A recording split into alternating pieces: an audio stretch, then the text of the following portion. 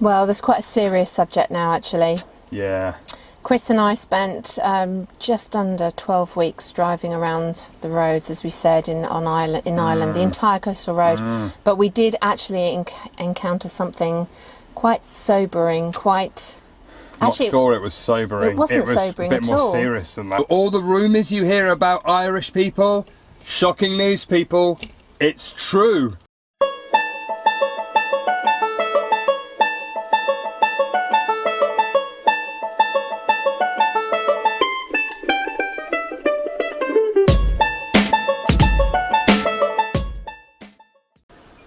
Hi, I'm Chris. And I'm Marianne. And we are attempting to step foot in every country in the world in either our van Trudy, which we're in now, or with a rucksack.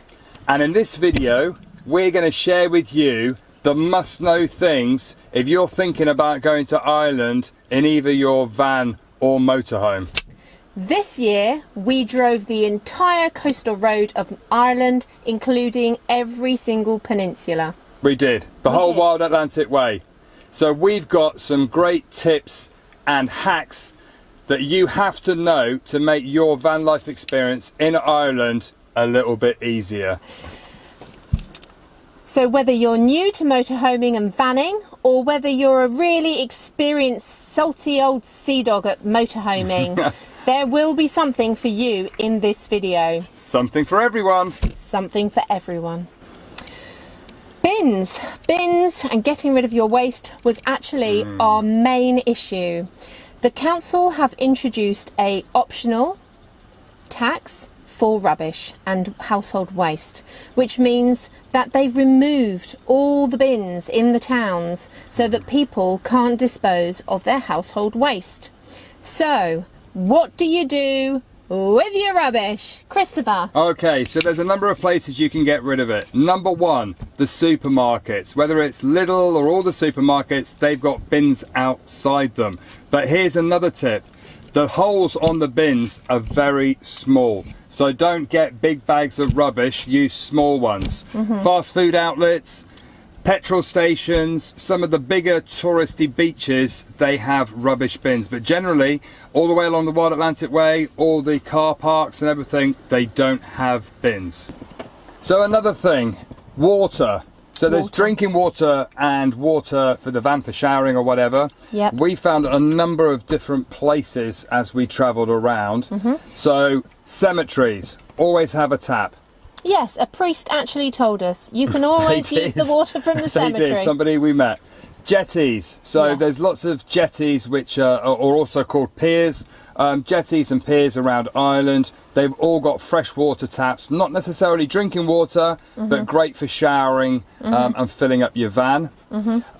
We also found petrol stations. Yes, petrol stations where the air and the water is, you can actually fill. And it was free, all the air and water was free everywhere we went. It was absolutely free. We also had a jug that we would sometimes, if we were really, really short, because there was a water shortage when we were in Ireland, we had a jug and we would actually use it to fill up from public toilets from the sinks. Also, I actually have bottles, empty bottles, and I went into Tesco's cafeteria and I took 2 in, and the guy behind the counter very kindly filled up 2 full 5-litre bottles. Superb service. Great service, thank you very much. Thank you very much. And we're not sponsored. So, toilets. Toilets are always a fun one. Always a good one. The size of our cassette means that every 2.5 days we have to empty our toilet. Yeah. So we found, obviously there's the obvious ones, public toilets. Yep. You can find them in most towns, on the beaches. Some marinas. Some marinas. Garages. But actually, a couple of times when we didn't find public toilets, we've got a big bag that we put the whole cassette in, and we carry like a shopping bag over your shoulder kind of thing. And we've done it in shopping centres, haven't we? Yeah. I mean, if it's in a bag and people can't see what it is, yeah, it's just very discreet. You just go in, and we've had no problems with that. No. And there was a lot of toilets in Ireland, so that isn't really an issue. Yeah, that's never a problem. Google them; they're there. They are.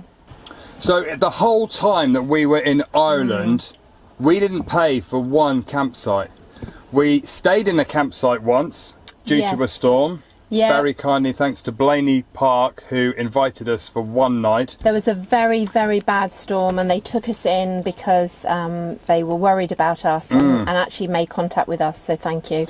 But we haven't paid for so we wild camped in effect the whole of Ireland for nearly 3 months. Yeah. And not once did we have a problem, not once were we asked to move. No, it's phenomenally set up. Just everything was just in place for you to pull up. And everybody was welcoming. Nobody made you feel as though you shouldn't be there. We slept on the beach in Duncannon Beach. We parked up on cliff tops, Kilkee Cliffs. We parked up on viewing points all along the Wild Atlantic Way. Yes, the Wild Atlantic Way is not only signposted to perfection, but it's actually enables you to pull over safely. There are lots of pullover stops, parking stops. Beautiful viewing stops. They're all signposted with the WAW signs, with the big metal posts. Absolutely phenomenal. Brilliant layout, very well organised, put together beautifully. It was just heavenly to drive around Ireland. Is. So, you know, for those of you that want campsites, obviously you've got all the facilities and that's great. Yeah, but if you need to plug in to electric or anything. If you want a wild camp like we did, then there's no problem that we had doing that in Ireland. We felt very free. Houses. Yeah, safe as houses. Definitely. So on certain parts of the Wild Atlantic Way and around Ireland are more touristy than others, like the Ring of Kerry and, you know, all the Dingle Peninsula that you've probably heard of. But the coach tours tend to operate sort of from 10 till about 4 in the afternoon. So here's a tip.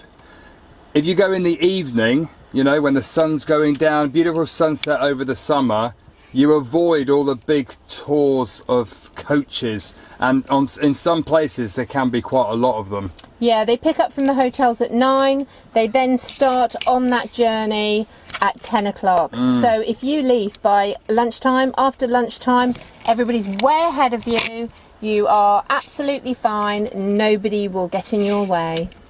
So here's another tip for you. With the coaches on the Ring of Kerry, they all drive anti-clockwise. So if you decide that you want to go clockwise round the Ring of Kerry, on some of the smaller roads you're going to come face to face with a lot of coaches, so it'll be a much smoother ride if you go anti-clockwise.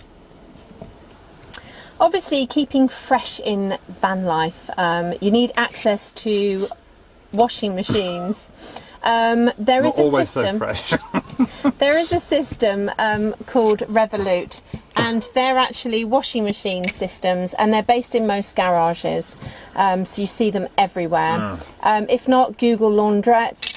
So, as you go around Ireland, obviously there's going to be some sites that you want to go and see. It might be in Northern Ireland, it might be the Giant's Causeway, or it might be the beautiful cliffs of Moher. But here's a tip for you.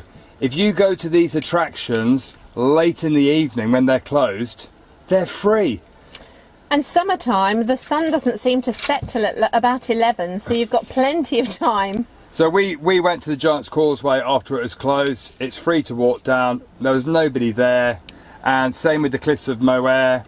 We actually parked up in the car park there. It was free. There was quite a few motorhomes there. And we walked over, filmed the sunset going down, which was absolutely stunning, and got to experience it all free of charge. Yeah, with very few people there. And if you're not sure that what we're saying is true, check out the YouTube video. There you go. There's a link to both videos coming up here. Here or here. There. The petrol stations, when you're really close to the border, they've got the prices in euros and pounds. And we found that the price was so much cheaper. I don't know why. Maybe it's more competitive. Maybe they want the pounds rather than the euros. I don't know, but the pound price was much cheaper than in Northern Ireland, we found. So we made sure we filled up at the border. Yeah, so hang out till the borders. Good tip.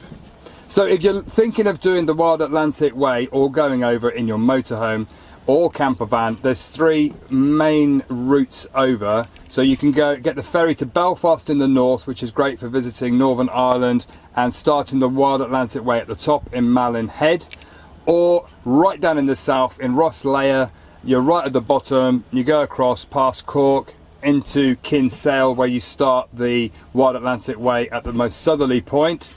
Or if you want to just dip in and out in the middle, get the ferry over to Dublin, and then the whole of Ireland really in all directions is quite easily accessible. So Trudy, our van, is obviously our van, but she's very much my van when it comes to driving her. So I encountered lots of people, and it's something that Chris and I do everywhere we van. We wave at everyone, always. Don't be disheartened if people don't wave back in Ireland. There's a lot of people from all over the world that have come over, hired vans, and are struggling with the much smaller roads. Or cars. We spoke to some American guys that had hired, and they're on the wrong side of the road coming to, coming to Ireland. Yeah. And they were like that. The roads obviously are much smaller, they're on the wrong side of the road, and we actually stopped at a point and a guy came over and said, congratulations, I have no idea how you're doing these roads. And at that point we realised that it wasn't that people and cars weren't friendly, it's because they were on holiday and the road systems, petrified. They were petrified, because it is a little bit... Some of the roads are very small. I mean, the Wild Atlantic Way, I would say, is pretty well accessible to most motorhomes and camper vans. There are a couple of areas like Connors Pass that say do not go if you are bigger than this, higher than this. Respect the signposts. And we respect those signposts because you don't know what's ahead, so you have to respect it. But I got down some little tiny... Well, Three Castles Head, when we drove to Three Castles Head, link above, the road was really narrow, and you wouldn't have gone down there in anything bigger than Trudy. Head. Sheep's Head as well, yeah. That was amazing, absolutely beautiful. But there was grass down the middle of the road, and just phenomenal roads. I found them phenomenal. Well, there's quite a serious subject now, actually. Yeah. Chris and I spent just under 12 weeks driving around the roads, as we said, in Ireland, the entire coastal road. But we did actually encounter something quite sobering, quite... Actually, not sure it was sobering. It wasn't sobering at all. It was a bit more serious than that. Actually. The locals. The locals. Beware of people from Ireland. They're honestly, just so friendly. It's like sabotage. It is. And they tend to buy you a lot of drink. There was a number of occasions where we went to pubs and went out for one drink, and then... Hospitality is just in amazing. Their blood. They just have to be hospitable, and they have to give you a good time, show you a good time, make you happy. We had many a good time with the locals in Ireland. So all the rumours you hear about Irish people, that they're friendly and hospitable and lovely people, shocking news, people, it's true. In fact, we're saying it as a warning, because some nights we barely got out alive. We did. Beware of the locals. Beware of the locals. Love you guys. And I guess the biggest tip I would give all of you is take your time. Yeah. Stop in all the pretty places, and you'll find that it will take you a long time to get to where you're going. And no one's in a hurry. And it's so beautiful. You have to just stop and enjoy it, you know. So we hope you've enjoyed those tips that we've given you. If you've got any questions about our experiences or things we haven't covered, we're happy to answer them. Pop a comment below, send us a message, absolutely, whatever, and we would both, I think, really recommend a visit to Ireland, the most beautiful country. Absolutely. In fact, when we left, I got very emotional and felt as though a little bit of my heart was there. It was beautiful. It was. Thanks for watching, and if you're new to our channel, don't forget to subscribe. Click that bell now, and we will see you very soon. Take care. Safe travels. We have driven... Cut. So, there should... No. Oh God, I don't know what to say. Cut! Last year, we drove the entire coastal road around Ireland. This year, we drove the entire coastal road of Ireland. Where's one? I'm just going to open that for a minute. Oh, let's some air come in. It's a bit warm because we are actually on halfway down the east coast of Spain as we're talking. Woo! It's a bit hot. That's It's why about it's a bit 26 stinky. that time. That's why it's a bit What are you stinky. talking about, love? Right, cut.